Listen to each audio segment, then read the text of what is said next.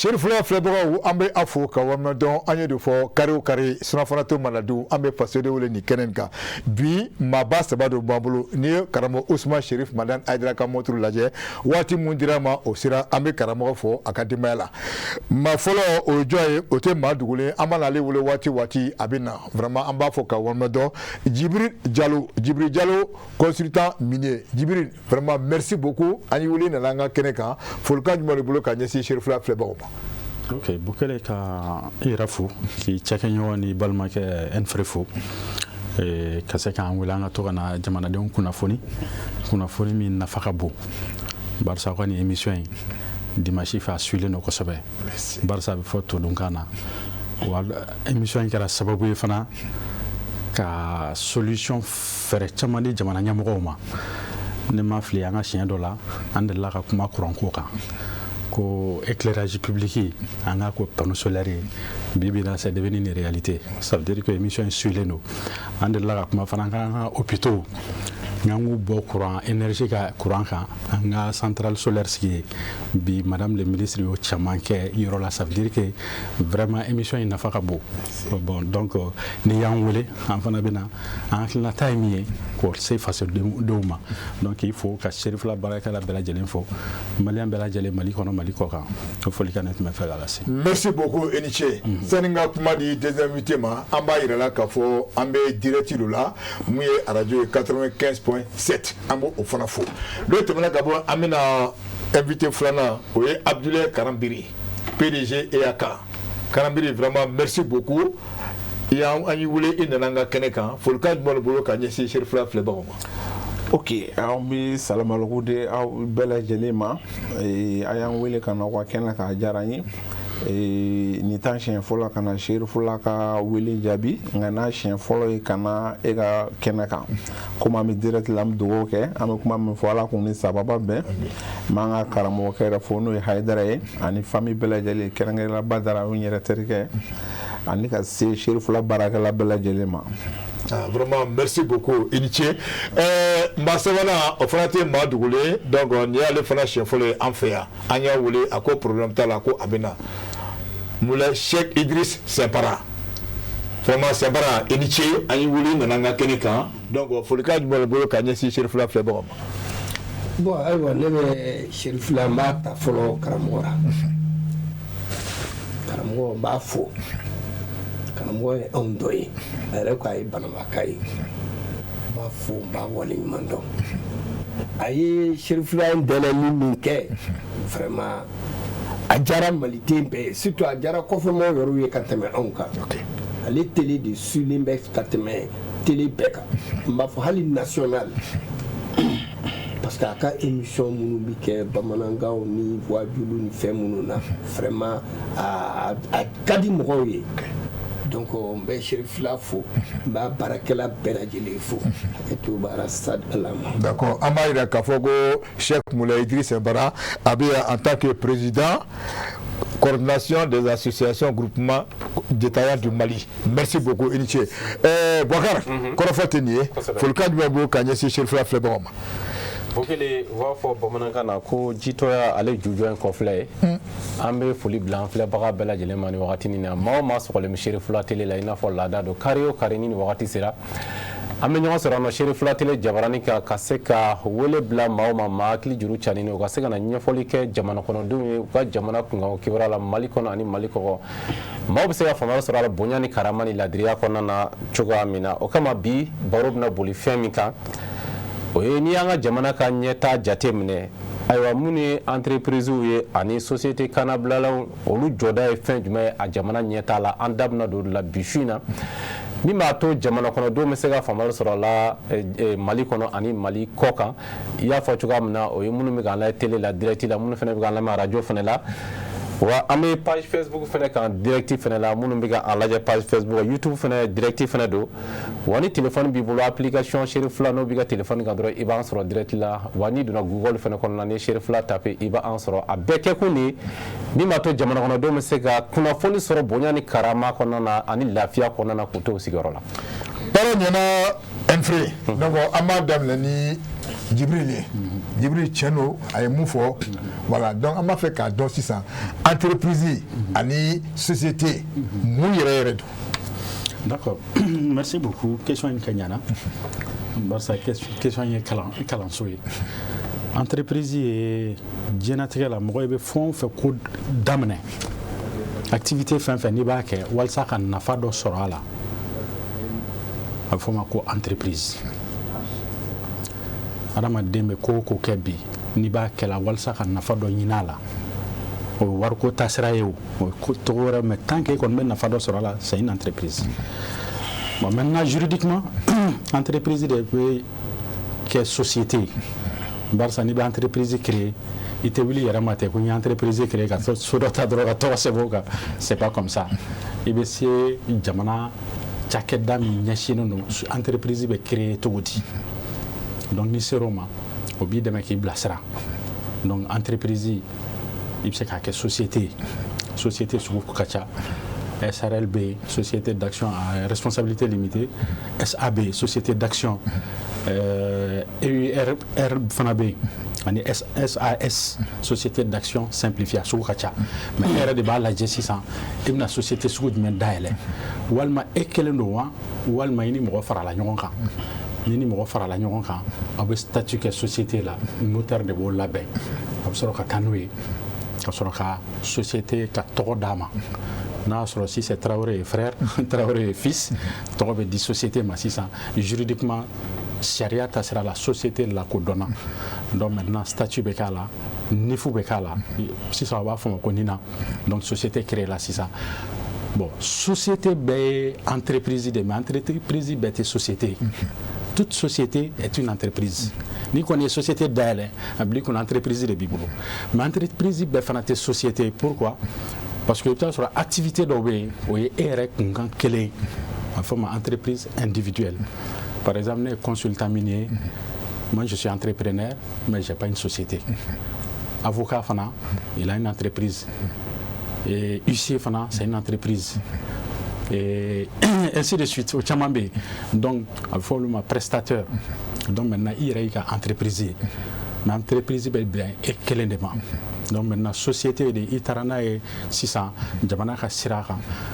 ka tɔgɔ d'a ma ka création kɛ i ni minnu jɛlen don a la ka capital fixé sisan a bɛ yɛlɛma ka kɛ société o bɛ fɔ a ma ko société o y'a sɔrɔ i ye tɔgɔ d'a ma mais maintenant toute société privée est une entreprise mais toute entreprise individuelle n'est pas une société au misali c'est comme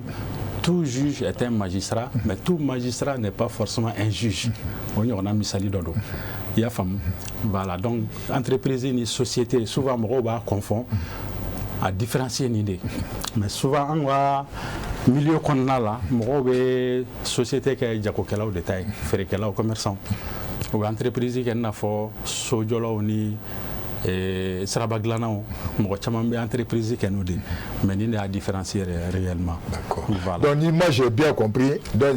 il y a pas tellement de différence entre entreprise et société. Différence qui est min société bɛ entreprise de. OK. Tant que i kɔni activité dɔ créer k'i bɛ nafa sɔrɔ a la dɔrɔn dis-toi que entreprise de b'i bolo mais pour que a ka fɔ a ma société n'i taara sariya ka bolo kan ka taa tɔgɔ dilan a la k'a lajɛ sisan i ni minnu faralen ɲɔgɔn kan k'o bɛɛ détaillé statut kɔnɔ sisan a bɛ fɔ i ma sisan société bon maintenant société fana bɛ ɲɔgɔn ye selon u ka girinya n y'o cité fɛn kɔnɔna la donc maintenant n'i ka société ka girin n'i bɛ fɛ ka kɛ import export ye n'i bɛ fɛ ka kɛ SA ye o bɛɛ bɛ dépend i ka société girinya ye jumɛn ye mais ni société fitinin don sisan caman na an bɛ SARL dɔw la i bɛ société fitinin caman ye SARL de b'olu caman na mais n'u kɔrɔbayara n'u giriyara u bɛ yɛlɛma ka kɛ SA ye ainsi de suite voilà o de y'a différencier mais maintenant i bɛ min retenir dɔrɔn société bɛɛ ye entreprise de. OK. Toute société privée est une entreprise mais toute entreprise n'est pas une société. OK. Voilà. Merci beaucoup Abdoulaye Karambe Tcheno Karambiri donc ne bɛna e fan fɛ an y'a ye k'a fɔ ko i fana ta nin na ko PDG EAK donc o ye ɲininkali kelen ye entreprise société mun yɛrɛ yɛrɛ don ou bien e ka taa ye bolo jumɛn kan. Ok, voilà, comme un Diallo a fait comme là, voilà, juridiquement, comme l'entreprise ni fenka, je pense que aya aller bela jelen fokaba. Ngana biseka mufo ikone taille mouye ala, ni ka entreprise et aka groupe. On a bara famba wike ani minu de bara ke ɲɔgɔn fɛ tout ce qui concerne mine en boké et tout ce qui est prestation minier ami bara ami caman kɛ olu la wala ami import export kɛ kana ni minɛnw ye ka bɔ kɔ kan ka di mine kɔnɔ baarakɛlaw ma o la an ka société bi fan caman fɛ bi i b'a fɔ Afrique dugu yɔrɔ la minnu ti ye nka bɛɛ SRE SA tɛ fɔlɔ a bɛɛ SRE SA tɛ fɔlɔ mais pourquoi a bɛɛ tɛ SRE SA tɛ fɔlɔ oui parce que SA pour i ka don o kɔnɔ o ye f'i ka don fɛn dɔw de kɔnɔ nka pour le moment an bɛ SRE niveau de la an ma taa SA la fɔlɔ bon SA la très généralement i bɛ taa sɔrɔ par exemple ni État bi baara kɛ ɲɔgɔn fɛ sisan i b'a fɔ ko par exemple entreprise la énergie SA olu n'a ɲɔgɔnna i b'a sɔrɔ État associé no part de là ou bien i bi groupement de la mi ka bon kosɛbɛ o la olu bɛna ni SA nu ye nka pour le moment i bɛ taa sɔrɔ an bɛ fɛn kɛ ni partenaire bi an na an associé no ka da SA niveau de la mais ne b'a fɛ n'o ye carême dɔn parce que kuma don dɛ bon État na c'est EAK donc ça c'est entreprise Aboulé Kalambri voilà bon donc maintenant allez mon foni société tɛ mais entreprise do oui ok d'accord donc c'est pas Amina Ifanfé en tant que président association groupement détaillant du Mali Nibé donc moi il se gamulo fara olu e mo fo donc dans fara juma le bonyo ou bien ebe bolom ka ita juma bon ala kan be sawa amin ala kana si ko tiene kuna bon ne hakilla on be tulaya damne pamina entreprise ko ni fɛn ninnu olu ye kɔsɛ na ko de sinon société tun bɛ yen détaillants bɛ yen commerçants bɛ yen mais commerçants baw dɔ fara-faralen don ɲɔgɔn kan ka kɛ sociétés ye o sociétés tun bɛ yen depuis indépendance bɛ taa tuma min na mais kɔsɛ na sa bon ka dɔnniya kuraw ni fɛnw nana ka na kɛ ko entreprise bon minnu mana kalan école kɛ n'u tilala olu bɛ sɔrɔ ka taa API la API Mali ale de bɛ registre de commerce di ale de fana bɛ entrepreneuriat créer donc o bɛ taa yen nɔ ka sɔrɔ ka taa entreprise dayɛlɛ. bon tu as kuma tigɛ API o kɔrɔ de ko sisan agent promotion jumaro ou bien investissement o do quoi ok d'accord vas-y donc vraiment ne bɛ min kɔni don an na parce que entrepreneuriat unité min don unité économique qui contribue les ressources humaines matérielles et commerciales. Donc entreprise ne ka faamuyali la o y'o ye bon détail misɛnmaninw caman b'a kɔnɔ parce que a bɛ sisan an ka denmisɛnnin caman bɛ yen nɔ n'u kalanna u tɛ fonction publique sɔrɔ donc u bɛna entreprise dayɛlɛ n'u nana entreprise dayɛlɛ u b'u débrouiller a la donc a bɛ kɛ ka vraiment nɔgɔya don chômage la donc c'est quelque chose à encourager mais on kɔni fɛ bon an kɔni ye commerçant ye bon an bɛ société la bon entreprise kɔni an ma don entreprise la fɔlɔ. mais ni ma fɛ karam dɔn u ye kumaba dɔ fɔ ou c'est très important i ko ko a ka tile la ninnu si tun tɛ yen fo société dɔ tun bɛ yen est-ce que de bon société nin olu ka baara tun ye mun ni mun yɛrɛ de. bon société n bɛ exemple d'i ma bon anw ma duuru min filɛ so kɔnɔ nin ye anw bɛ se ka jɛ k'an ka nafolo fara ɲɔgɔn kan an bɛ jɛ an bɛ baara kɛ mais danaya kɔnɔna na a waatiw y'a sɔrɔ hali papiye ko taara k'a fɔ an bɛ taa notariat la ou bien an bɛ taa fɛn na danaya yɛrɛ kɔnɔna na an bɛ jɛ k'an ka baaraw kɛ ɲɔgɔn fɛ donc vraiment janfan taara ni san yɛlɛmana o tuma na ni compte nana bɔ min mana sɔrɔ n'a sɔrɔ e million ta ɲɛ nin ye miliyɔn 20 ye nin ye miliyɔn 5 ye bon nin ye miliyɔn 3 ye ne ye miliyɔn 1 ye donc min ka kota bɛ intérêt min di ma donc a b'o jate yira ɲɔgɔn na donc o société de an bɛ o de la commerçant ba fɛn fɛn bɛ yen nɔ fɔlɔ a bɛɛ tun bɛ nin société o de la tan ninnu. D'accord. Bokar i y'a faamu dɛ voilà donc n bɛ kuma di ma taalen ɲɛ ɲininkali tɔ min bɛ yen an b'olu ɲininka vas-y. Ok donc o b'a to n bɛna Jalo e ɲininka ni société ninnu ta k'a lajɛ ani entreprise ninnu an bɛ se k'a fɔ u ka nafa ye fɛn jumɛn de sɔrɔ nasira la ka se sigida la mɔgɔw ma a ka jan ka se jamana yɛrɛ ma. Sani ko jaabi n bɛ dɔɔni fara jaabi kan entreprise ni fɛn kan entreprise n ko ma n ko société bɛ entreprise mais entreprise bɛɛ tɛ société entreprise dabɔ kun ye la production ka fɛn dɔ dilan innovation o y'a ka fɛn fɔlɔ ye entreprise dɔw bɛ yen olu bɛ production de kɛ dɔw bɛ yen u bɛ feere kɛ donc fɛn o fɛn feere o bɛ don commerce ta sira la i n'a fɔ olu ka kan ɲɔgɔn na ça c'est le côté commercial ale tɛ production kɛ mais ale bɛ taa ta producteur fɛ k'a feere k'a ka tɔnɔ d'a kan entreprise b'o kɛ mɔgɔ min b'o kɛ a bɛ fɔ o ma entrepreneur aussi sabanan o ye prestataire de service mɔgɔ min b'a ka service feere mɔgɔ min b'a ka service feere i n'a fɔ avocat b'o la consultant b'o la o bɛɛ prestataire de o bɛɛ ye entrepreneuriat de mais entrepreneuriat min de c'est individuel bon maintenant ni ye jamana économie ta sɔrɔ ta k'a lajɛ jamana sɔrɔ an b'a fɔ o ma ko c'est sectoriel secteur primaire ye jumɛn sɛnɛ ni baganmara ani mɔni donc maintenant mɔgɔ bɛ se ka kɛ entrepreneur ye o kɔnɔna la mɔgɔ bɛ bagan mara entrepreneur fana don n'a bɛ bagan mara k'a feere walasa ka tɔnɔ sɔrɔ a la entrepreneur dɔ jɛgɛmɔ bɛ ten fɛn bɛ ten bon maintenant ni ye minnu ta k'a lajɛ o fana bɛ secteur primaire kɔnɔna la mine ni carrière mɔgɔ bɛ mine baara la a bɛɛ société tigi ninnu entrepreneur don société tigiw fana don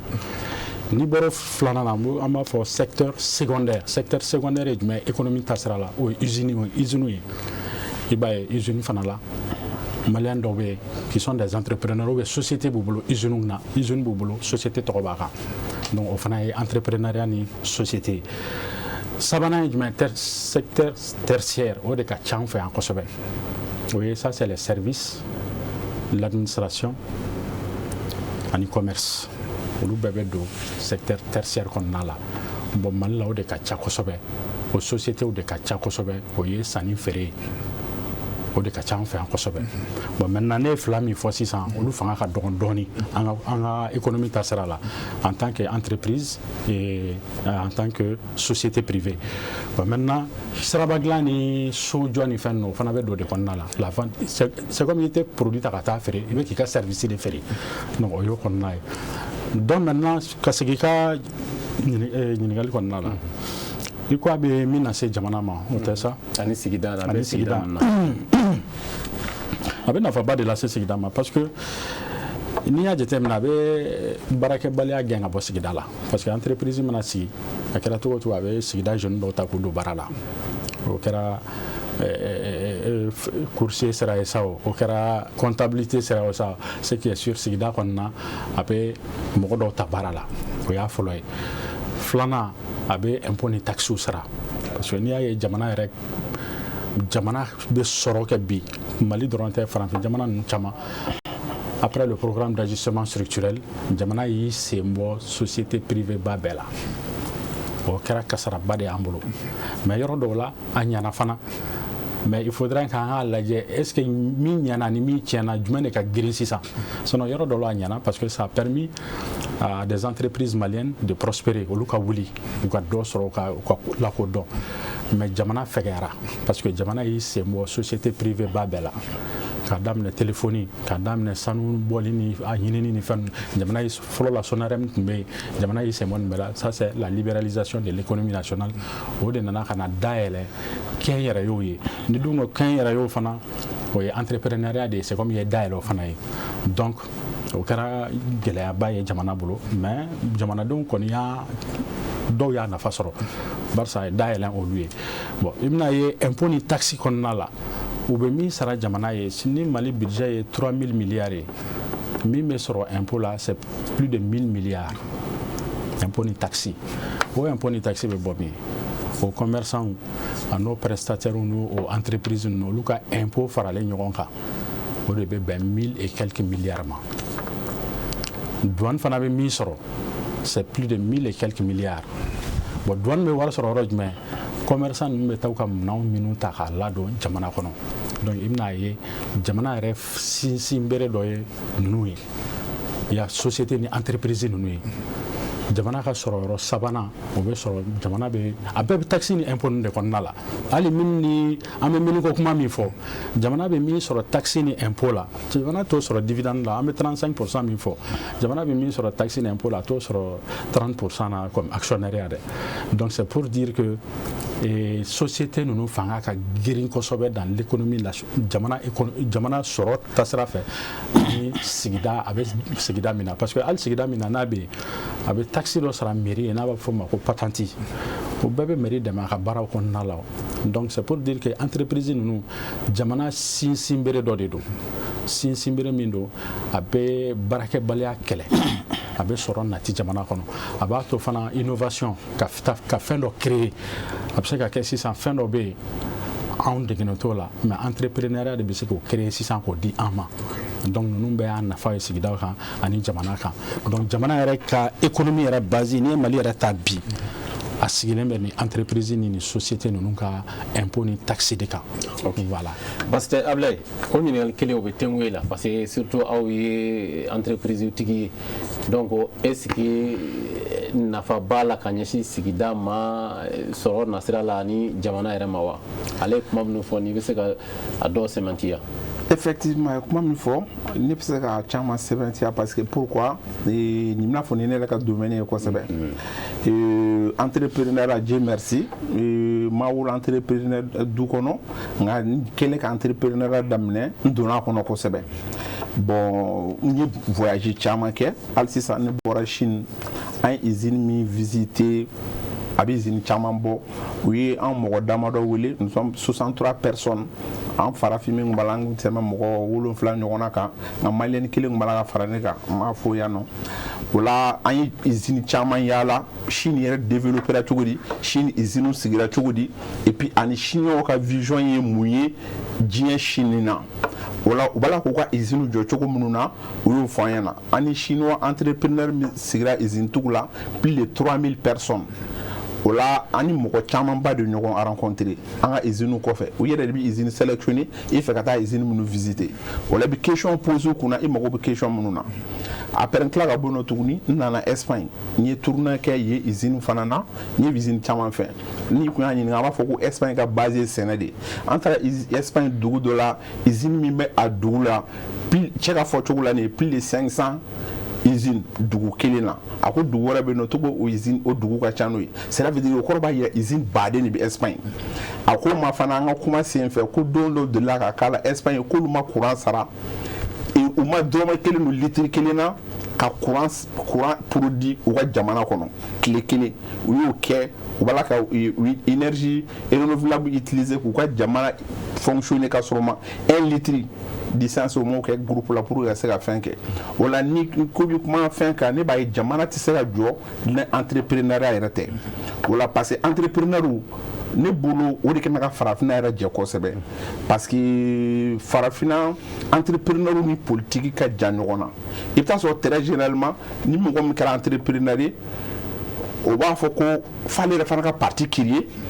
ou bien politique mɔgɔw fana b'a fɔ non n'a ye entrepreneur dɛmɛ o fana b'a fɔ k'u bɛna an ka fanga kɛlɛ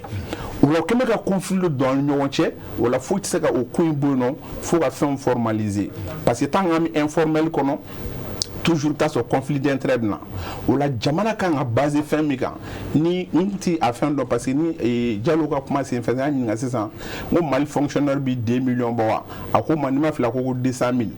bon jamana min kɔnɔ ko 25 millions ko o jamanaden ka fɛn ye 200 000 fonctionnaire de 200 000 i b'a dɔn k'a fɔ ko fonctionnaire entrepreneur tɛ jamana ta la ka fɛn o entrepreneur min y'an ka sɔrɔ fanba ye n'an y'a formaliser sisan nɔ i b'a ye k'a fɔ an b'a la ka sɔrɔ min kɛ sisan nɔ an b'a la ka min perdre o de ka ca an bɛ min sɔrɔ ye exemple ne b'a la ka ne f'i ye nɔ ne bɛ se ka fɛn dɔ kɛ pour que e bolo ko nɔgɔya dɔ ye an bɛ fɛn dɔ arranger ka tɛmɛ i bɛ taa sɔrɔ jamana bɛ fɛn dɔ perdre a la ou bien jamanadenw bɛ fɛn dɔ perdre a la nka n'a kɛra ka ɲɛ an ka dɔgɔtɔrɔso bɛ jɔ ekɔliso bɛ jɔ fɛnw bɛ kɛ o la ne denw bɛ kalan ɲɛnama sɔrɔ nin denw bɛ kalan ɲɛnama sɔrɔ o la tant que entrepreneur n'an ma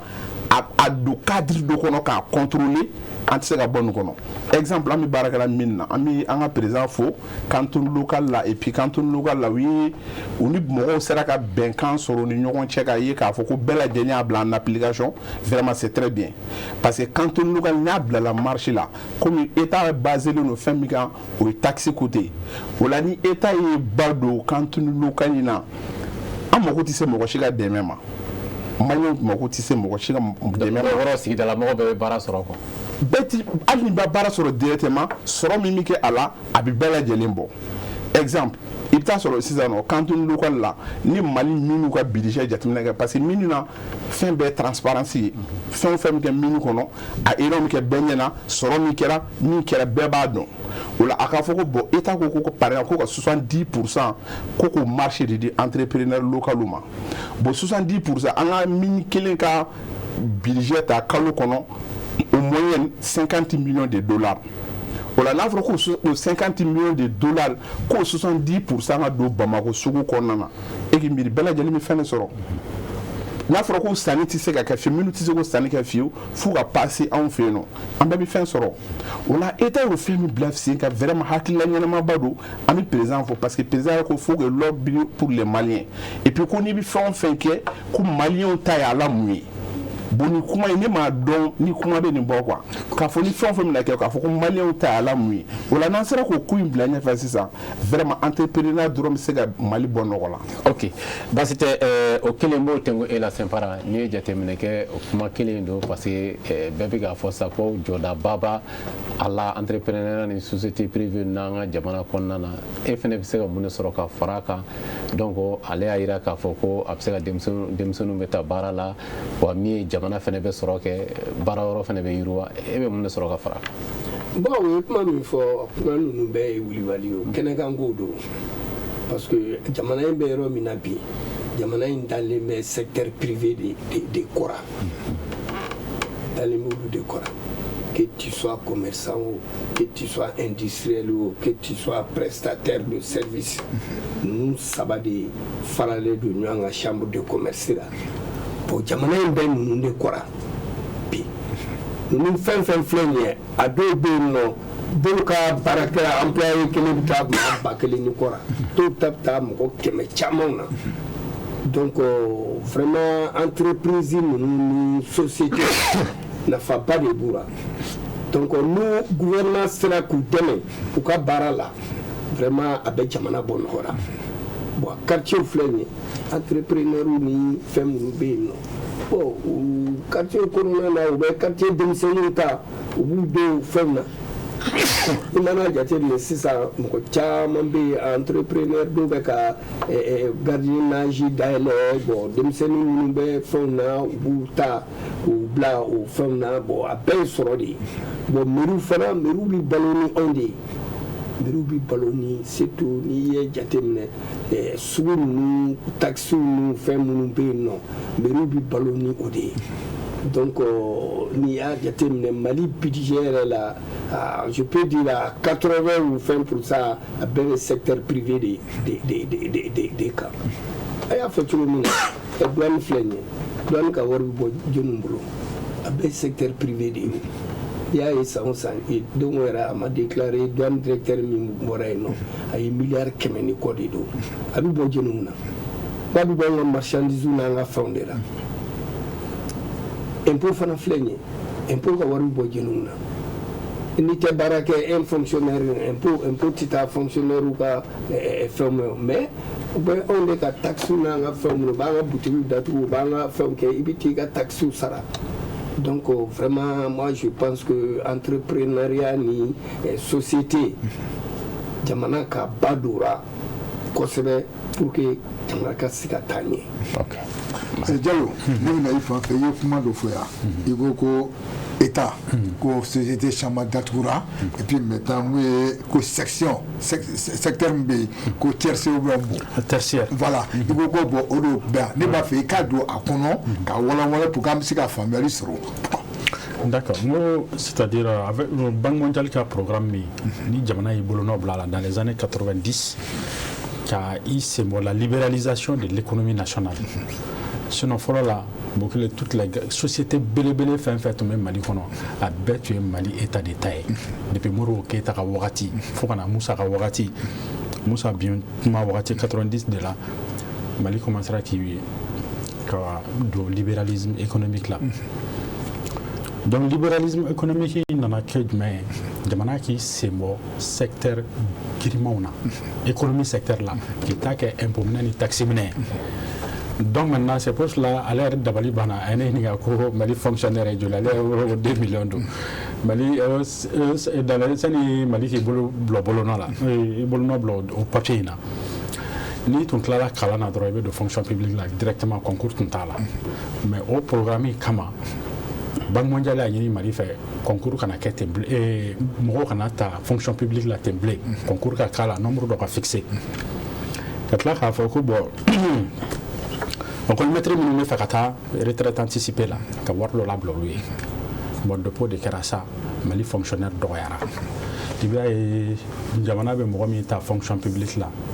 100 flots ou 100 ça va à 1500 à 1500 personnes ka. Ça veut dire que Jamana a été emploi créé. Parce qu'un emploi créé, fonctionnaire, emploi créé, ça c'est pas la création de l'emploi. Donc maintenant, au début, comme aller d'abord Banola, Mali fonctionnaire n'y a pas avec 200 000 personnes, 1% de la population. Donc maintenant, vous voyez, problème de Jamana à niveau là, ça veut dire que Jamana est c'est bon. Mais maintenant, Jamana est c'est bon. John est quand un secteur non tassissant. John est bien à Horosisa, c'est le secteur privé, n'est-ce pas? Secteur privé de là au tassissant. Minka la carburant ferré au follow là. Ouatim na sani Maliki c'est bon. Programme d'ajustement structurel sani Maliki c'est bon. Secteur énergétique là. John est maintenant carburant. Shell BP.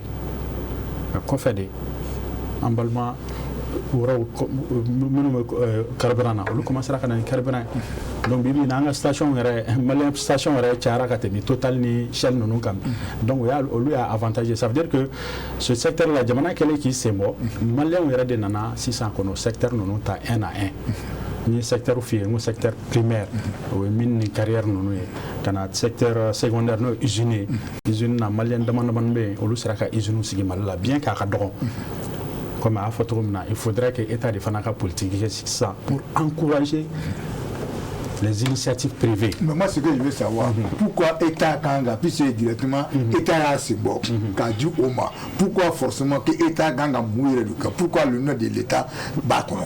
Parce que l'initiative nous est à faux, Jamana de Fanaka, n'a pas le bras à Chino Kamifo. Sinon, you will pour que investisseurs ou non bla. Ça veut dire que Uga Jamana be fait qu'à entrepreneur nous demander, qu'à partenaire vrai douma, partenaire mais nous mettons ça n'est que chinois non bolo. Donc pour que nous attache ça n'est que chinois va donc Jamana vrai be nous produit qu'il proposé, mais ouais nous voulons kana ou que produit là. Ça veut dire que Jamana fana be kaka il doit à entrepreneur ou coffre. Anaka société privée au coffre. Souvent au yanga Jamana nous fana je. Ibe jamana wara we nous ka société ou tra jamana wara là jamana arrête de joler mais société nous ko fait mais un entrepreneur souvent ali souvent pour que wara reste sur ko activité de financer problème d'eau. Mais dis c'est que moi j'ai pas compris. Toi tu as dit quelque chose mais eux là quand ils voient là ils vont pas discuter avec l'État, ils vont avec les privés là au lieu d'aller aux États-Unis privé au dia. Est-ce que maloni est femme? Mais c'est l'État qui provoque cette rencontre. Comment ça? État de Djalaja ok et réunion de provoquer ou forum État de beau initiative de beau État de là par exemple l'année passée moi j'étais à Saint-Pétersbourg État Russie à forum organisé ka jamana mɔgɔ caman wele. D'accord, mais au Russie nous là à fond. Donc en s'adressant à l'État d'ici ou bien. Exactement. Parce qu'il faut exactement. C'est pour te dire que jamana de fana b'a ka stratégie kɛ sisan a bɛ se k'a ka entrepreneur k'u sankɔrɔ ta cogo di. Mais généralement mɔgɔ wɛrɛw pousser ka initiative de mɔgɔ wɛrɛw kɔrɔ minnu bɛ se ka don entrepreneuriat la parce que comme a y'a fɔ cogo min na bi économie sigilen bɛ initiative privée de kɔ la bon n'a ma ɲɛ a bɛ sigi olu kɔ la fo k'olu dɛmɛ ka partenaires de sɔrɔ kɛnɛma bon pour comment a bɛ se ka partenaires sɔrɔ kɛnɛma f'i ka ne tun n'o yɔrɔ la quoi que état le kan k'olu dɛmɛ ka partenaires ɲini pourtant lui il peut se lever en tant qu'individuel ka taga jamana la comme n bɛna ɲininka yɔrɔ dɔw la ani chinois o y'a faamu tu voulais me poser une question. i ko état ka se ka u dɛmɛ mais est-ce que généralement état tɛ u dɛmɛ parce que état tɛ marché d'u ma wa an b'a ye entrepreneur caman bɛ yen nɔ jamana kɔnɔna na état bɛ marché ni fɛn caman d'u ma n'u ni mɔgɔ wɛrɛw wulila fɛn dɔw nɔfɛ. Non, o de y'a to a kumana kuma dɔ kan qui est très intéressant o contenu local ye o ye o loi anw yɛrɛ participer o la pour que k'o loi labɛn o ye entrepreneur minnu bɛ Mali kɔnɔ yan ani société minnu bɛ yan sani minnu ka taa marché di dunan wɛrɛw ma anw yɛrɛ temps minnu b'an fɛ yan u ka marché di olu ma diyagoya ne a connaissance tɛ u la u bɛ se ka t'u ka mɔgɔw wele ka na alors yɛrɛ n'u nana n'u ka mɔgɔw ye u bɛ maliyɛn dɔ fana former o la san 2 après olu bɛ taa o maliyɛn bɛ relais ta donc moi je pense que o loi n'a ɲɔgɔnnaw de bɛ se k'a to an ka entrepreneurs bɛ se ka vraiment bénéficier contrat ni fɛnw na je pense que ne ma fili ministre dɔ de la ka tɛmɛ n tɛna a tɔgɔ fɔ a ko na i taara an ka bureau ninnu kɔnɔ i bɛ taa sɔrɔ dunan minɛnw de nalen don ka na sigi an ka bureau kɔnɔ ko mais o tuma menuisier tɛ anw yɛrɛ fɛ yan wa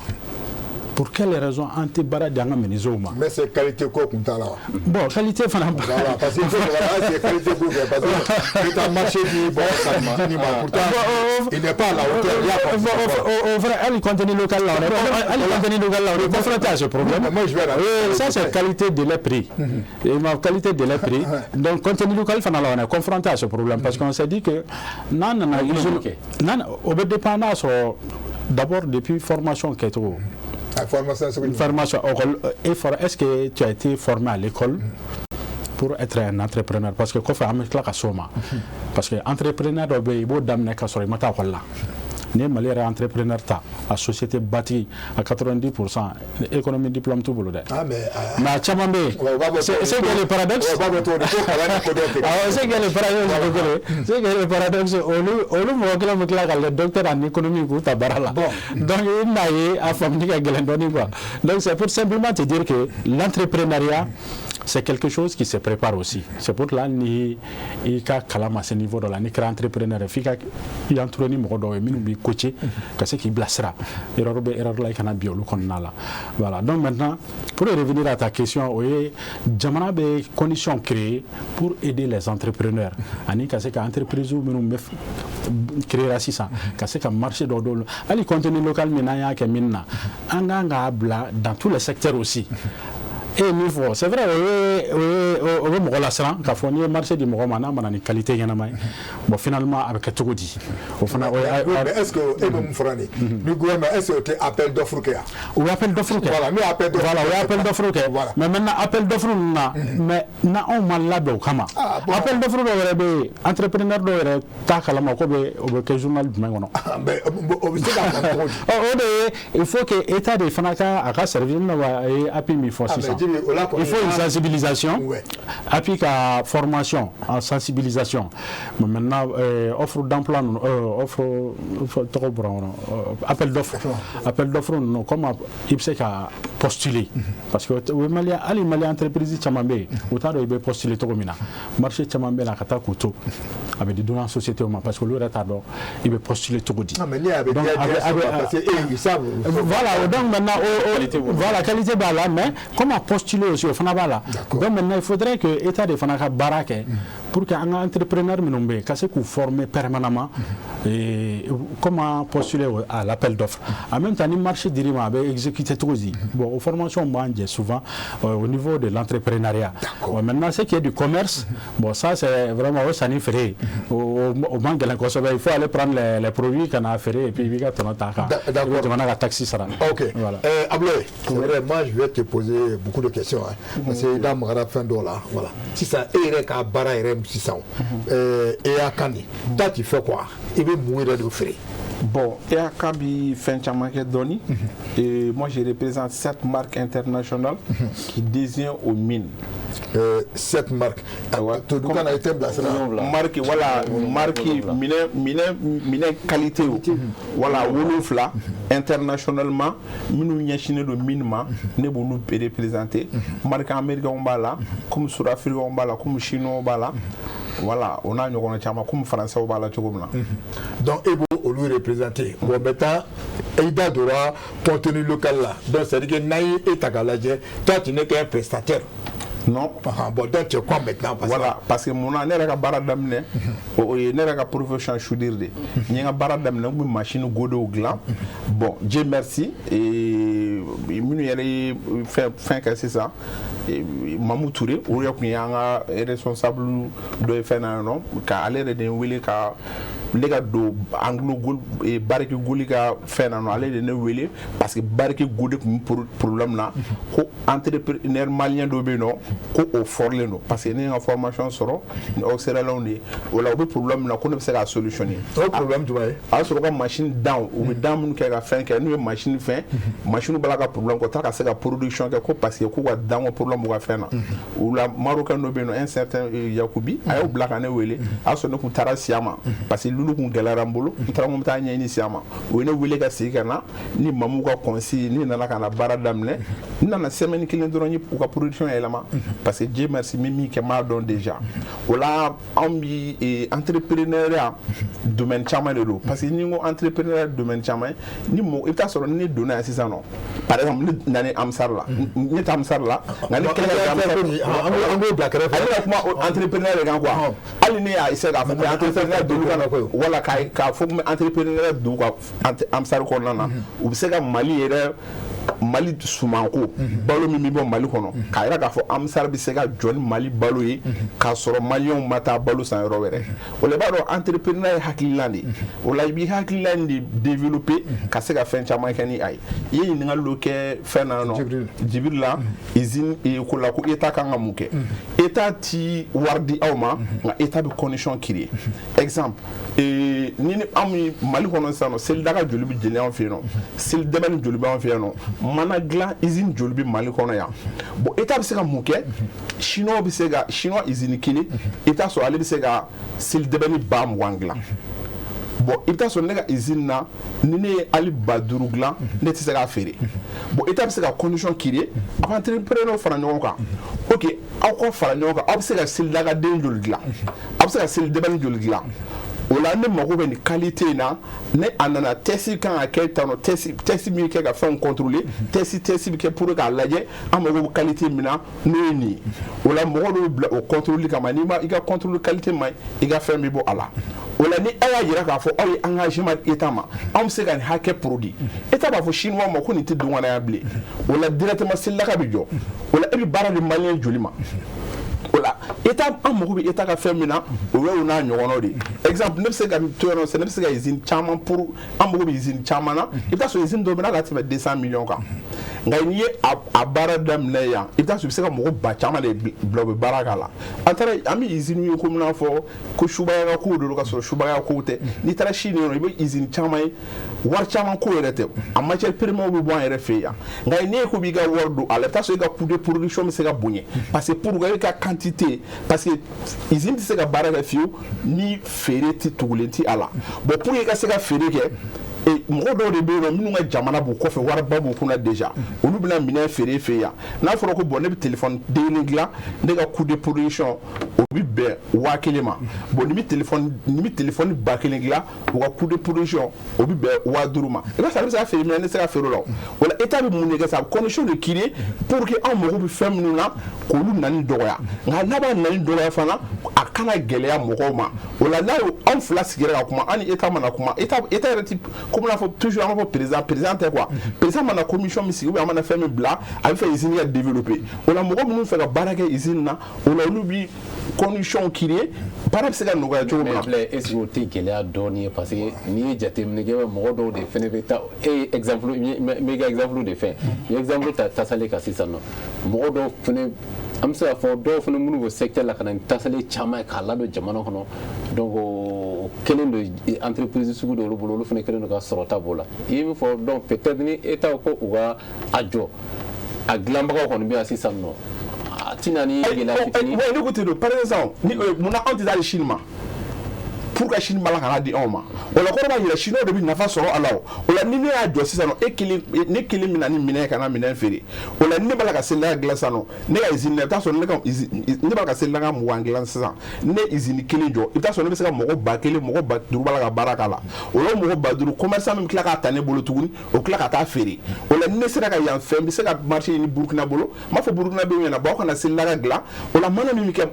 bɛ kɛ ka selila ka dilan aw k'o produit anw m'o san aw bolo o la t'a sɔrɔ anw y'o convention min k'an ni Burkina cɛ o la an ka mɔgɔw t'o dilan yan anw bɛ Burkina bɛ mana kisɛ dilan an b'a san olu bolo an ni mɔgɔ minnu frontière la je crois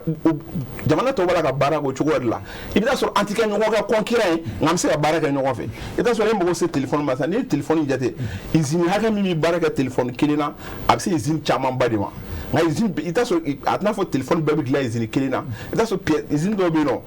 olu ka production la u bɛ pièce den dɔrɔn de dilan usine kɔnɔ ni téléphone kɔnɔ i bɛ taa sɔrɔ u b'a ba hakɛ caman de dilan bon dɔw bɛ yen olu ta ye nin ye tan olu de bɛ fara ɲɔgɔn kan ka fɛn kɛ o la an tɛ se k'a kɛ fiyewu fo état de ka anw organiser pour que an ka se k'o kɛ o la an ka bɔ sanni feere la. d'accord ne b'a fɛ ka yɔrɔ min don dɛ sisan e ye kuma dɔ fɔ parce que faut que tu expliques i y'a faamu e wulila i taara Chine i ko k'i taara ka Chine n'i bɔra Chine nana Espagne qui est comment on appelle le cuisine caman ni fɛn na i ma taa i yɛrɛ kungo la wa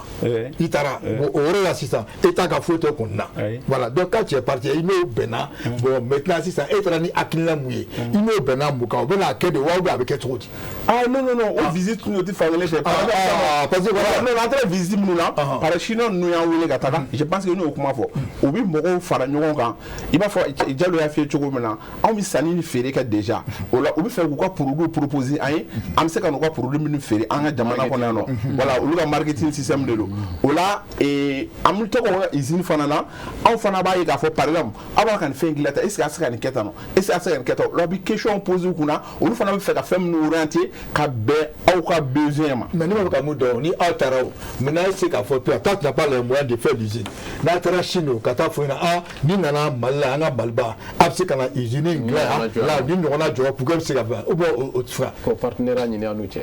olu mɔgɔ baden de bɛ par exemple bɔra Amérique sisan nɔ Américains baden de bɛ fɛ ka na anw yɛrɛ fɛ Mali kɔnɔ yan o donna n ka kuma dɔ la n y'a kuma fɔ n ko ne yɛrɛ t'a dɔn pourquoi investisseurs bɛ fɛ ka na Mali la Maliens bɛ fɛ ka na nka mais pourquoi a tɛ la ka se ka k'ale bi parce que ni olu b'a la ka na an fɛ yen nɔ nacogo de b'u la a tɛna fɔ e k'u wele dɔrɔn ka na i bɛ taa sɔrɔ par exemple i bɛ taa sɔrɔ kuma dɔw bɛ k'a la ni mɔgɔ tɛ hali ka olu yɛrɛ wele ka na ni état ye condition kiri i bɛ taa sɔrɔ ne yɛrɛ bɛ se ka usine dɔ kɛ. bon maintenant la ni état quoi sisan ne b'a fɛ ka dɔn entre toi et nin maintenant e b'a fɛ k'a cogo di pour que état de collaboration na i y'a faamu ah vraiment bon n b'a fɛ ka kuma mɛn o b'a fɛ ka faamuyali dɔ de sɔrɔ parce que voilà i y'a faamu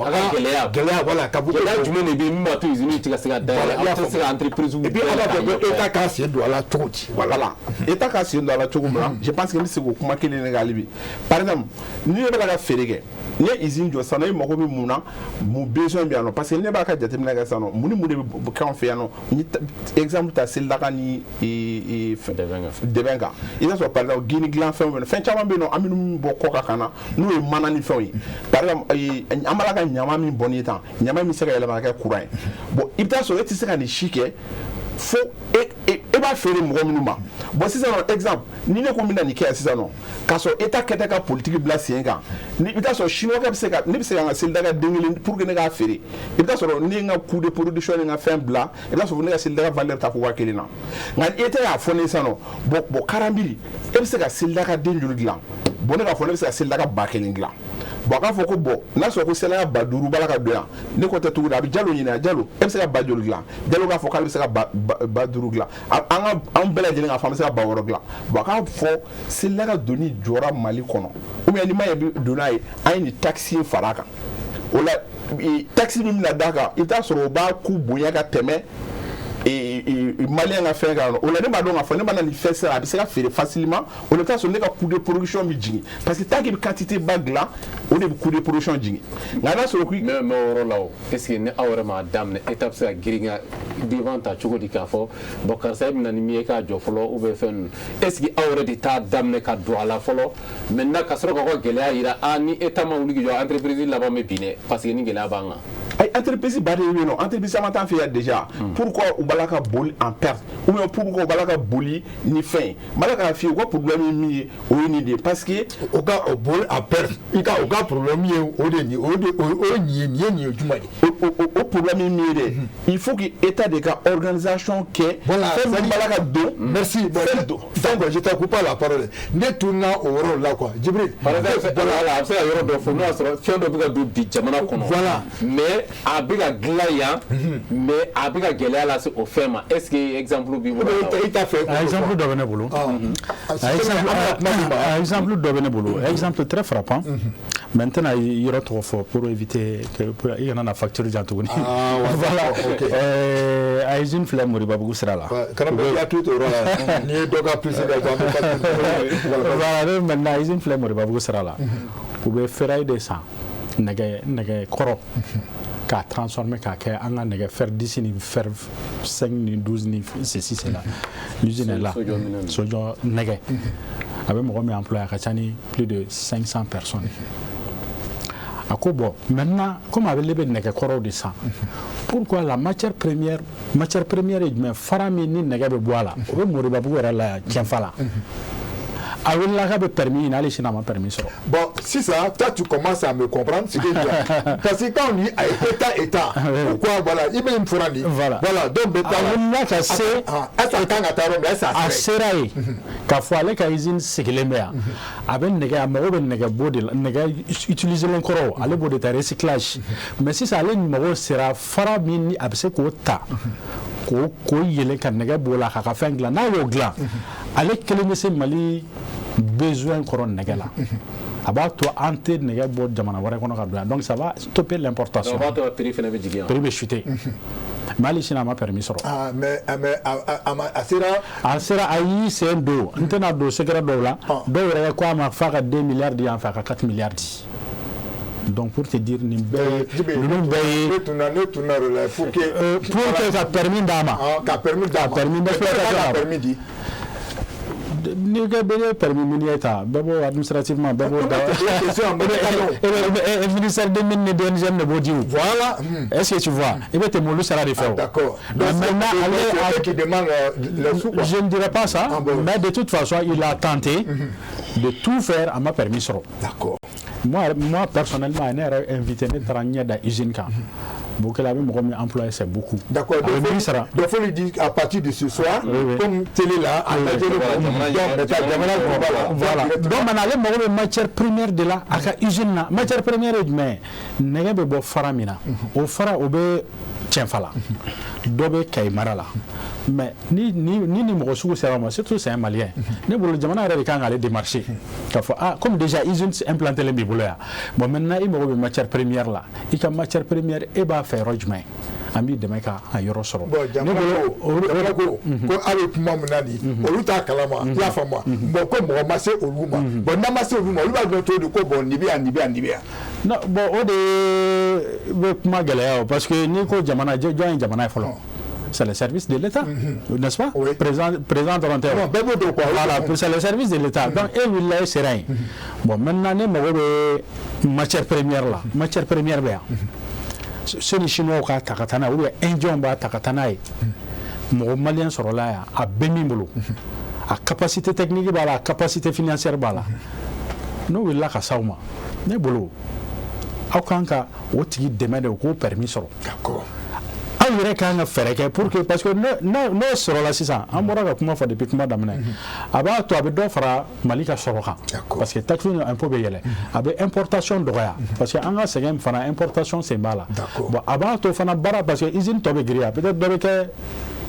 Moribabugu la peut-être sini ma dɔ bɛ ta kɛ Kayi n'i y'a ye dan côté ninnu tɔgɔ bɛ fɔ gansan wɛrɛ tɛ o jamana fana y'u dɛmɛ donc il faut que jamana ka entrepreneur fana dɛmɛ d'accord Karambe tu voulais ajouter quelque chose? Oui, je voulais ajouter par exemple fɔ l'angle la kuma kan tun local kan ne ko 70% ni ye a ta voilà comme n y'a fɔ n ko 50 millions de dollars par mois et puis o ti prestation yɛrɛ o ye magasin min min fournir dɔrɔn o ka stock o ye 50 millions sinon 100 millions a bɛ taa o la n k'a kɛ 50 millions nka 50 millions n y'a bɔ dollar la ka kɛ CFA ye bon par exemple ni ye o jateminɛ kɛ 31 milliards 500 par mois n'i y'an ka 15 millions fara ɲɔgɔn kan o de bɛ se ka don sanni feere la Bamako kɔnɔ et qui miiri o b'an ka sugu kɛ cogo di 31 milliards 500 o ye canton local dɔrɔn ye ni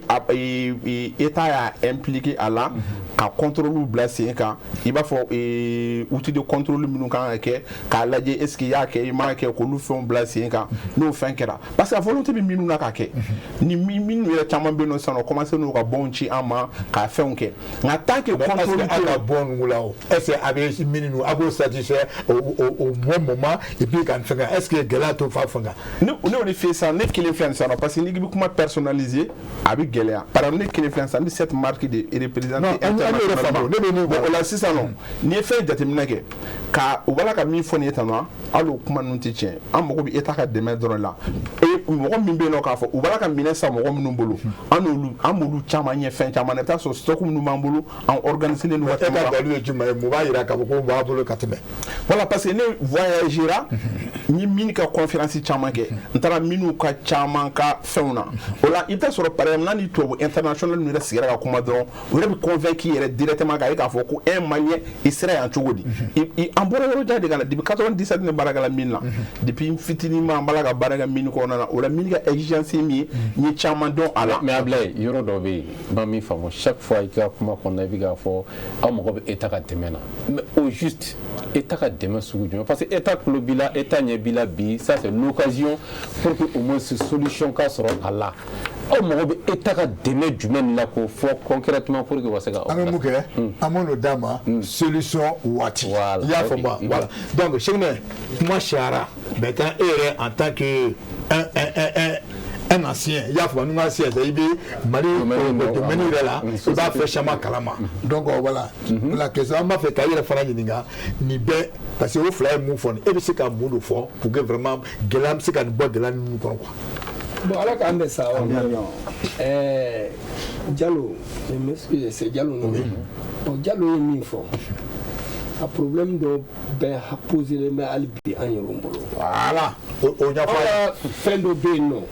Il y a un Malien, un Brésilien peine de la carte. Nyama fin pe bomokoya. Ani kati. Ukubina izunjo. Quand Nyama be faranyonka. Antara kati préfet fait antara maire fait non ou ye yoro di am oui 5 hectares ou bien 4 hectares et quelques di am usine kan ata doyen anyamai ba traiter bi klaka ke engrais ni occasion bana ñenama de oui bon mais lettre tira ministre ma lettre tira premier ministre ma ambe sans fla sans sababo alipi mais ni na fam ci ça foi ma ñele bo d'accord ni na fam ci ça lettre tira ministre ma premier ministre ma ah ministre mbalo ko premier ministre mbalo ko bon ministre ma to fo mais ministre fo do boy depuis IBK ka da fa ya ministre do ko no lettre tira uma bon premier ministre yɛrɛ min bɛ yen hali sisan lettre cira u ma. o ka san fila ko a bɛ ɲinan san fila ye. ɲinan san fila ye. u b'a la quoi an b'a boliboli ni a jaabi tɛ ka d'aw ma. jaabi tɛ kɛ an tɛ ka jaabi sɔrɔ a la. mais hectare même hali a usine tigiw ko u ko ni nin sera ka ɲɛnabɔ fana sukaro dilan usine fana u bɛ se ka n'o fana di an ma yan. Brésilien parce que Brésilien mais a b'u ni an ka Malien société dɔ de cɛ bon donc o den ni an ka coordination bɛ collaboration la. y'a donc directement a tɛ anw ni Brésilien cɛ. a b'anw ni o fɛ o Malien de cɛ c'est un certain Aïdara. mais mun de bɛ ka bloquer. bon an t'a dɔn mun bɛ ka bloquer parce que nin y'a min fɔ. bɛɛ b'a dɔn maliyɛn bɛɛ b'a dɔn entreprise kura ou bien usine n'i nana k'i bɛna baara kɛ Mali kɔnɔ yan nɔ tant que n'i ma fɛn de bɔ i tɛ a autorisation sɔrɔ. mais ne m'o dɔn wa o fɛn min ye fɛn jumɛn don dɛ. fɛn min ye wari n'i ma wari bɔ a ka wari bɔ k'a di yan. ka n'i ma wari bɔ k'a di jɔn ma. k'a di minnu b'a a papier tɛmɛ minnu fɛ. mais ça c'est. mais jamana ɲɛmaaw t'o kalama wa. bɛɛ b'a kalama. bɛɛ b'a kalama u bɛɛ da b'a la. dɔw ko sɔrɔ dɔw ko si ye. maliyɛn caman bi bɔ ka kɔfɛ k'u bɛna investissement kɛ Mali la yan. donc a dossier gɛlɛya ni a fɛn ninnu kosɔn u bɛ tila ka segin ka taa. bon kelen n bɛ se k'o ka kelen di exemple kelen Ciment Sahel kelen u nana yan n tɛna année fɔ u tun bɛ fɛ ka carrière ɲini yan pour que ka ciment usine sigi yan u tun bɛ loger min hôtel Lamitié la o ne ye ɲɔgɔn siɲɛ dama dama u ye kalo 3 kɛ hôtel Lamitié la u bɛ papier ɲini na a bɛnna 2012 mankan in ma u taara Sénégal à moins de 2 semaines u ye kalo 3 min kɛ u y'a papier bɛɛ sɔrɔ yen sisan o ciment in de bɛ ka importer ka na Mali kɔnɔ yan donc c'est pour que ka cɛkɔrɔba ka kuma sɔn ji la n'i y'a ye n b'a fɔ n ko l'État doit s'investir à encourager l'entrepreneuriat au kɔrɔ ye nin de fɛn caman bɛ ka taa k'an to. d'accord ne b'a dɔn bisu na n b'a dɔn bisu na voilà kasi bɛ yɔrɔ min na voilà kuma. a filɛ k'o exemple min di ma n bɛ exemple wɛrɛ d'i ma.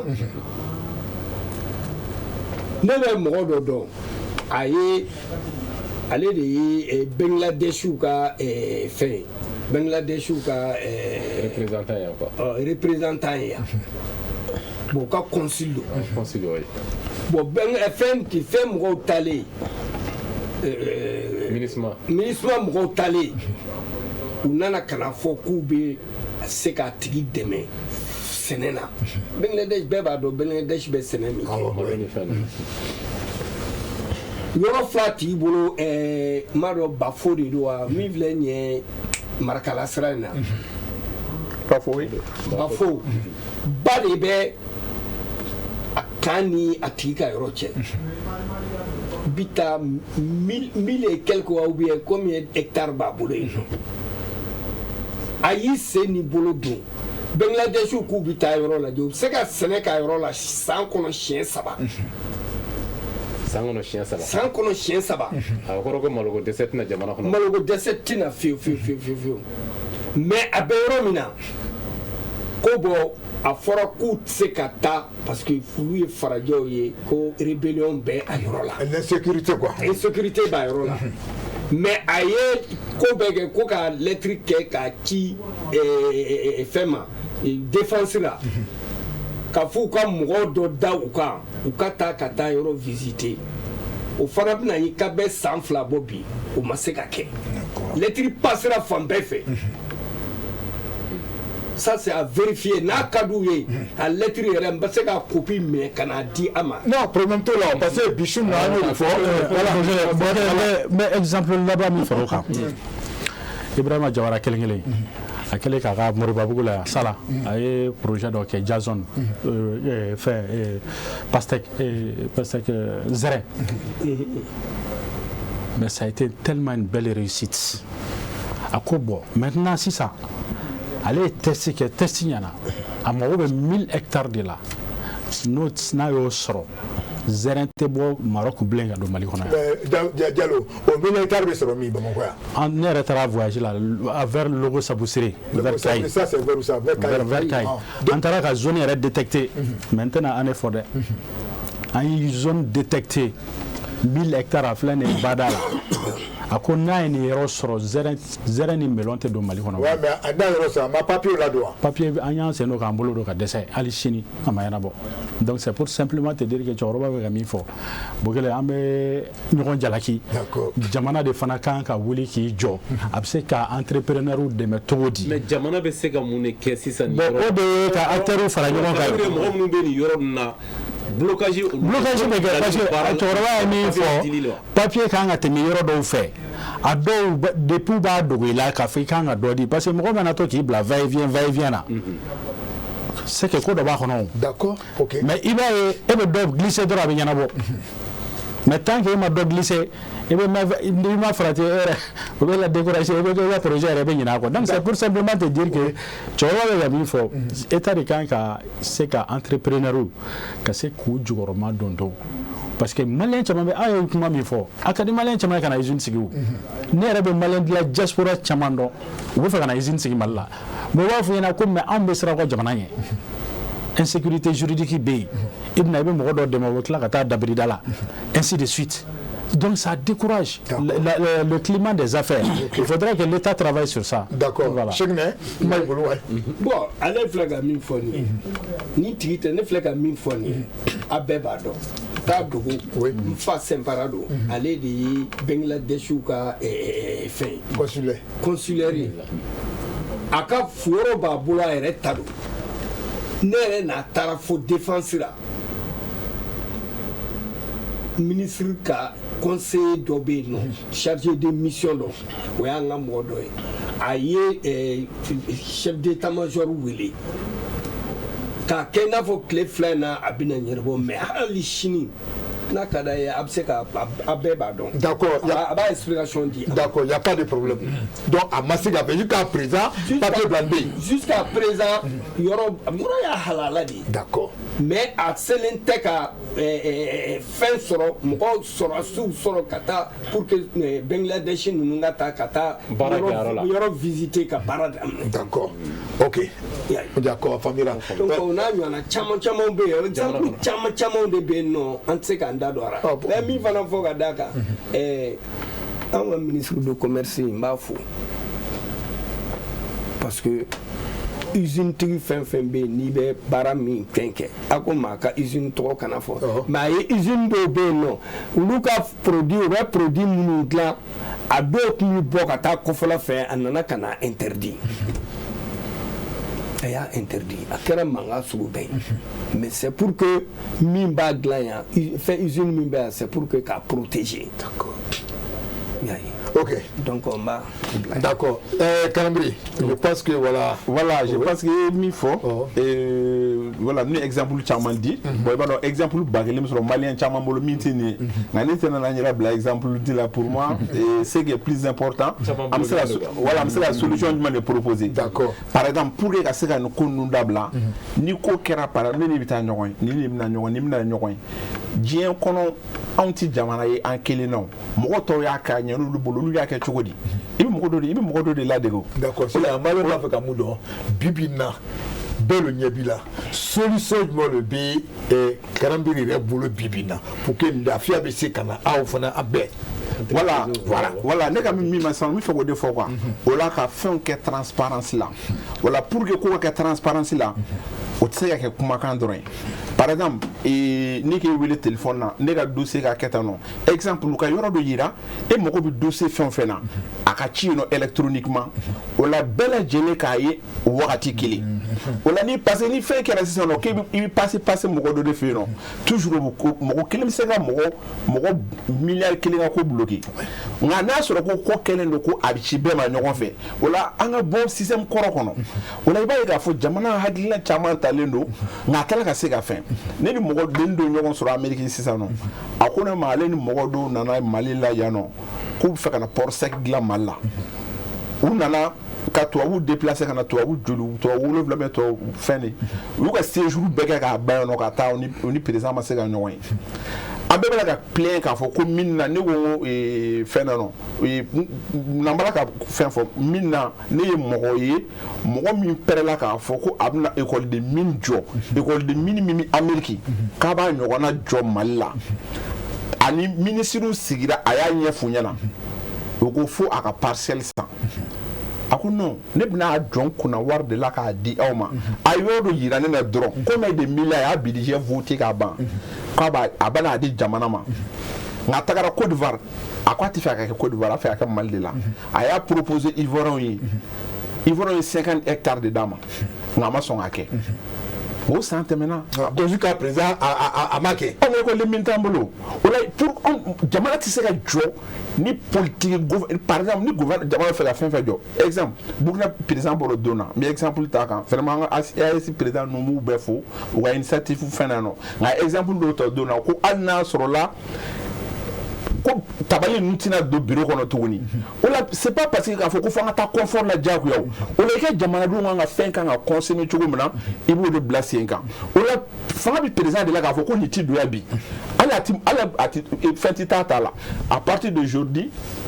a ye nin siège in doni jɔ o la entrepreneur fara ɲɔgɔn kan parce que fo ka an ni gouvernement ka gɛrɛ ɲɔgɔn na de gɛrɛ ɲɔgɔn na t'i n'a fɔ an ka sigi ka ɲɔgɔn ye don o don i ka orientation dɔ di anw ma dɔrɔn e bɛ fɛ an ka mun de kɛ e ka sini miiri ye mun ye o la anw fana b'an yɛrɛ fɛn ka bɛn o de ma gouvernement kɛlen k'a fɔ ko a bɛna canton local kɛ ne usine camanba de démarché ne ni usine bɛnna kan u bɛ produit minnu dilan k'u bɛna ne ka mɔgɔw former la a la Mali kɔnɔ yan u b'a ka feere minnu yɛrɛ ma déjà u bɛna a usine jɔ ne fɛ yen yan Mali kɔnɔ k'a produit feere min ma yɔrɔ a tɛ tɛmɛ o kan o la an tɛ se ka dɔ wɛrɛ kɛ n'o tɛ o. mais Kalamiri ni ye Jalo yɔrɔ dɔ n'u ye kɛlɛ dɔ kɛ contenu local la fa a Russie la ni nasɔn gɛlɛya bɛ aw kan sa ani separa yɔrɔ dɔ fɔ ni gɛlɛya bɛ yen jamana ɲɛmaaw tɛ se ka bɔ ko bɛɛ kalama parce que ni ko blocage ni ye jateminɛ ye a bɛ dugumamɔgɔw de la mais pourquoi kunnafonidilaw tɛ wele kuma dɔ la ko olu sen don a kumaw na a fɛnw na ka kuma da olu tulo kan parce que olu kuma da fana bɛ se yɔrɔ caman na min b'a to faamaw bɛ se ka a mɛn u bɛ se ka u ye donc cogoya min na situation caman bɛ se ka débloquer o fɛn caman kalan par exemple fɛn dɔw fɔ su in na u bɛna bɔ fɛn caman kalan fɛn dɔw la voilà i ye min fɔ nin ye tan nɔ hali u bɛɛ gouvernement ka politique de exemple ni gouvernement bɛ fɛ ka fɛn min fɔ exemple sisan ni kuma exemple di Burkina président kan parce que a bɛ se kuma na et puis a ka kuma ani action tugulen don ɲɔgɔn na quoi o la par exemple sisan ne ka gouvernement bɛ fɛ an ka taa cogo min na gouvernement de kan ka o yira anw na an fɛ ka taa industrialisation de kan an fɛ k'an base sɛnɛ de kan an fɛ k'an base nin de kan o la n'anw ye gouvernement ka kungilenna dɔn anw ye entrepreneur de ye anw fana b'an yɛrɛ fɛn ka bɛn gouvernement ka fɛn ma o la anw min ye journaliste ye par exemple président ko ko ale bɛ fɛ de ko l'ordre brille pour les Maliens o la anw min ye kunnafoni dina aw de kan ka table ronde sigi sisan nɔ mais a fɔra ko sanu ko in yɛrɛ b'a ka fɛn président de ka décision présidentielle de don yɔrɔ tɛ décision fitinin président kɔni mana décision fɛn fɛn ta k'ale bɛ fɛ nin ka k'a ka jamana kɔnɔ o y'a bannen don o la normalement aw de kan ka a dɔn fɛn yɛrɛ b'a la ka taga cogo di a b'a la ka kɛ cogo di et puis coton b'a la ka bɔ mun la k'anw ye premier producteur coton ye o la hali bi anw tɛ ka se ka coton feere fo an b'a la ka bulletin de feere o la anw min ye journaliste ye aw de kan ka investir o la an ka sɔrɔ in bɛ se ka to an fɛ yan cogo la an bɛ se ka nafa bɔ cogo o yɔrɔ la kɛ n'a fɔ e m'a faamuya c'est que ni e ma se anw ma o an ne bɛ kɔnɔ an b'o dɔn parce que a ye yɔrɔ dɔ fɔ aw ye gɛlɛyaw de fɔ aw papiyew bɛ taa a bɛ ka bloquer voilà donc maintenant jamana ɲɛmaaw to o bɛɛ kalama donc maintenant pour ne pas que par exemple dɔ nana a ma se ka jamana ɲɛma a taara n'a ka société n'o y'a sɔrɔ a ye kunnafonidilaw ye par exemple an ka conférence de presse ka kuma ɲɛfɔ jamana ɲɛmaaw b'a mɛn o fɛn caman b'a mɛn o pour que a k'a faamu a min ka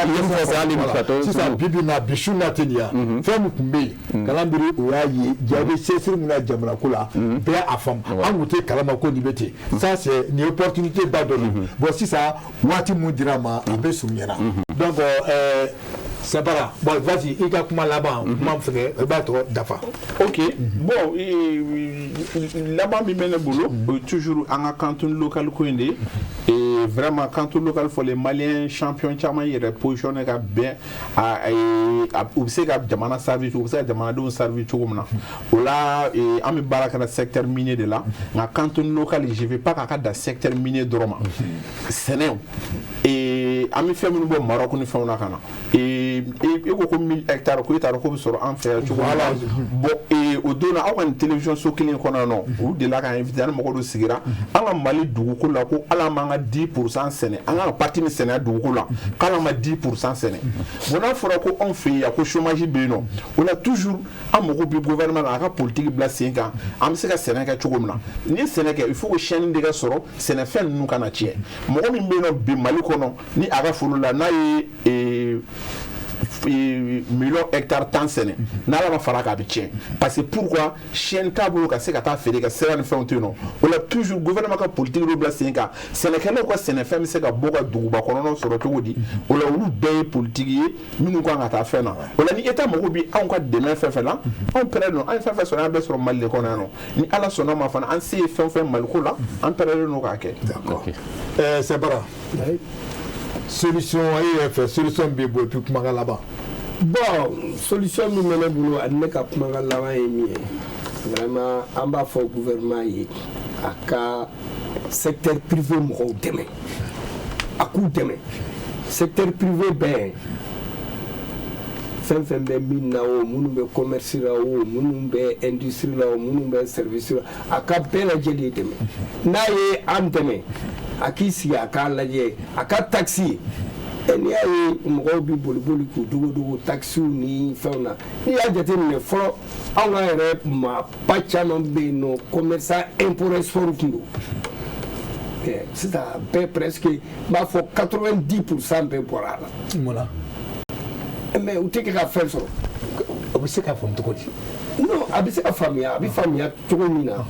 bon ne ye commerçant ye commerçant ba kelen bɛ yen nɔ a bolo tigɛlen b'a ka duloki jukɔrɔ bamanankan nin c'est-à-dire caman bɛ yen nɔ u binnen don u binnen don tɔgɔ dɔrɔn de bura karisa fun ye importeur karisa fun ye nin ye ta karisa fun ye ta mais bi na n'i y'a lajɛ o tɛ. mais n'i y'a ye o bin na i b'a sɔrɔ dɔ tun tɛ fɛn dɔ dɔrɔn sɔrɔ la ten. non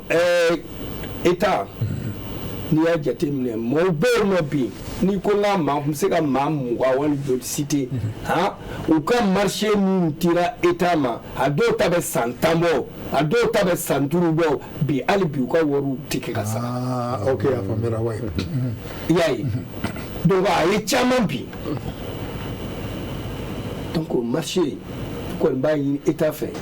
ni maa bɛ yen nɔ bi hali ni état k'u bɛ miliyari 1 marché d'u ma u tɛ sɔn. d'accord u tɛ sɔn ka minɛ. ok parce que u b'a fɔ i b'a minɛ dɔrɔn i b'i ka wari don a la i ka wari tɛ sɔrɔ. d'accord donc vraiment état a ka fɛɛrɛ bɛɛ kɛ pour que a ka se ka secteur privé dɛmɛ. d'accord n'a ye secteur privé dɛmɛ o de ye a ye jamana yɛrɛ dɛmɛ ye. ok merci beaucoup Djibril. oui ok bon ne bɛ solution min fɔ o d'abord jamana bi bi in na n'an ma ɲɛ an ka taara ni économie ye libéralisme kan an ka ba don secteur privé la secteur privé ye jumɛn entrepreneuriat ani société privée donc ani yɔrɔ dɔ fana bɛ yen bokolo fana ka gɛlɛn parce que an bɔra ka nombre de fonctionnaires fɔ jamana tɛ se ka jeune diplômé bɛɛ ta baara la o tɛ se ka kɛ bon maintenant problème ye min ye jeune diplômé ninnu fana depuis école la u ma préparé psychologiquement ko don dɔ la ni jamana ma se k'o ta olu yɛrɛ bɛ se ka mun k'u yɛrɛ ye. C'est pour la jeune caman de ye ko diplôme bɛ n bolo n bɛ chômage la donc il faudrait depuis université mettre des modules de formation en entrepreneuriat. Ça veut dire quoi? Ça veut dire qu'hali ni école étudiant tilala kalan na diplôme min b'a bolo n'a ma baara sɔrɔ n'o ye a bɛ se ka activité wɛrɛ kɛ pour que a kana kɛ chômage la. o ye banque d'investissement banque minnu fana b'an fɛ yan banque commerciale de don i bɛ taa k'i bɛ taa juru ta k'i bɛ i ka activité créer wa kɛ na n'i ka titre foncier donc o fana tɛ entrepreneuriat encouragé jamana caman bɛ banque d'investissement de sigi pour que ni e ye marché sɔrɔ i n'a fɔ min na sisan e bɛna wari bɔ min f'i ka taa juru ta banque la donc n'o banque fana tɛ o bɛ na ni problème ye industrialisation de transformation de nos matières premières parce que an ka matière première n'an y'a bɛɛ ta ka taa n'a ye kɛnɛma an bɛ tila ka taa kɛ commerçant de an bɛ tila ka t'o produit fini de ta yen tuguni ka tila ka n'o feere anw yɛrɛ ma yan bon au lieu ça c'est handicapant il faudrait qu'an ka solution sɔrɔ an ka matière première n'o ye coton ye n'o ye lithium ye n'o ye fɛn wɛrɛw ye n'o ye mangoro ni zɛrɛ ni fɛn ninnu an k'olu kɛ an fɛ yan ka transformer an fɛ yan bon maintenant lourdeur administrative c'est-à-dire ok donc je vais terminer avec trois propositions lourdeur administrative ne wulila k'e bɛ taa papier ɲini k'i b'i ka société créer bon kelen n'i t'a ɲɛdɔn ni finalement i bɛ décourager i bɛ taa bin dans l'informel informel ye jumɛn ye i bɛ ka activité dɔ kɛ ka sɔrɔ a papier t'i bolo bon administrativement la lourdeur administrative o bɛ mɔgɔ caman décourager donc ça va donc il faudrait que état ka baara k'o kan c'est vrai API ye baara k'o kan bi en 72 heures i bɛ se k'i ka société créer mais seulement information ba de ma d'a kan il faut que API ka communication caman k'a kan bon maintenant an ka fɛn fana ka ye problème ye an ka code d'investissement c'est un code très vieux an kɛlɛ kɛ ka code minier falen an ka code d'investissement in fana falen o de bɛ secteur encadré ni fɛn dɔw ye an ka problème fana dɔ ye min ye o y'an ka fiscalité an ka impôt vraiment souvent impôt ninnu a b'a to an ka société caman yɛrɛ b'i dogo société yɛrɛ créelen don mais a dogonen don pour échapper à la fiscalité donc il faudrait qu'an ka fiscalité jateminɛ afin que société fitinin ninnu bɛ se impôt kɔrɔ cogo min na ka sɔrɔ a ma joue kan moi je crois que ninnu bɛɛ bɛna ni création d'emploi ye parce que je vais terminer avec quoi l'entrepreneuriat les sociétés c'est une création de richesse ale de bɛ wari créer c'est activité créer min bɛna ni wari ye bon n'i y'o créer o bɛ kɛ sababu ye ka baara kɛ barantanya kɛlɛ jamana kɔnɔ donc c'est un facteur à ne pas négliger et c'est un facteur stratégique pour un État voilà l'entrepreneuriat vraiment jamana kan ka essayer ka a kɔkɔrɔma don kosɛbɛ vraiment Boubacar o fɔ ten n b'a sɔrɔ a ye fɛn caman faamu donc Djibril Diallo vraiment merci beaucoup n b'a dɔn a tɛna dan nin dɔrɔn ma don na nata la la porte est ouverte comme d'habitude i ni ce Abdoulaye Karambe voilà vraiment merci c'est la première fois an bi an ka plateau kan n b'a dɔn a tɛna dan nin dɔrɔn ma bon i ye kuma mun fɔ je pense que a bɛ taa faamuyali caman bɛna sɔrɔ la donc vraiment merci beaucoup Monsieur Moulay Idriss Sebara, vraiment merci beaucoup. Baldo Antina Seka, lui tant que Nama Sako Holding, voilà vraiment qu'à Afo, Sabula EBA, Alega, Yamaria Kono, vraiment merci beaucoup. Eniché. Bokar, donc Fulgam Bibolo, Ambe Foga Bella Jele Walijman, Mama Solong, Monsieur Flatele, Noratina, Foko Walijman, Maliko. D'accord, nous te mettons à boy année de fois, Mouya Andemeka Bran Wambulu, Anta direction générale à Chirfula, pour dire que vraiment samedi. C'était le samedi ou vendredi. À l'une des partenariats, vraiment au Kera, au de l'amitié là. C'était un grand succès. Il y a fait moi, vraiment un grand succès avec la réalisation complète. Il y a fait donc on m'a avocat pour chez la direction Afo, Namborame Namborbouya. Donc on a réalisation vraiment on est chesserie, Baranumake, vraiment c'était très bien. Félicitations à eux. Donc en théorie Nama Anga de Mabarafo, nous Traoré Mamadou Mori, Abidjan Palmeret, Amba Alefo, Mamadou Samaki, Kama Fumako Samjema, Ama Inaleko, Docteur Madame Diallo, Amba Ale Fanafo, et puis Ani Amadou Diadji Sangare, Ama Ina Fanako, Amba Ale Fanafo, Baba Cham, Hippodrome Ama Inale Fanako, Mouye Bema Keita National, le patriarche de Kangaba, Mamadou Namaketa, Ama Inale Fanako, l'autre Manakabo, Mouye Wadou Traoré, Mouye Traoré, une grande dame, vraiment Kafrabe Mina, donc à Kamine Fana Aïra Kafo, quoi les cas spécialité Mouye, c'est vendre les pièces, le groupe vraiment en bas à Foucault, voilà, même si on va la dire quoi, Ani Baraji, nous temons à Kaboy, en bas qu'on change la police des Zégois, et puis Kadiana, et puis Bougoni Bala, comme ça les fanafos. Donc, nous tenons nous Assa, Baramba Assa D. Voilà, nous Sako Holding, en bas les fanafos. Donc, nous tenons Ousmane Chérif Madame Aydra, en bas à Faux, depuis Abiromna, et puis Akademia, en bas Bella Djelefo. Vraiment, ni à la manga Joairana, dimanche prochain, Inch'Allah, nous serons au Canada. Donc, on met deux fois on va Maldoni, donc on Mali BG Sini, donc lundi, donc à la Mali gagné, car la fière dit Ambella Djelefo, merci beaucoup, Akambe. Merci.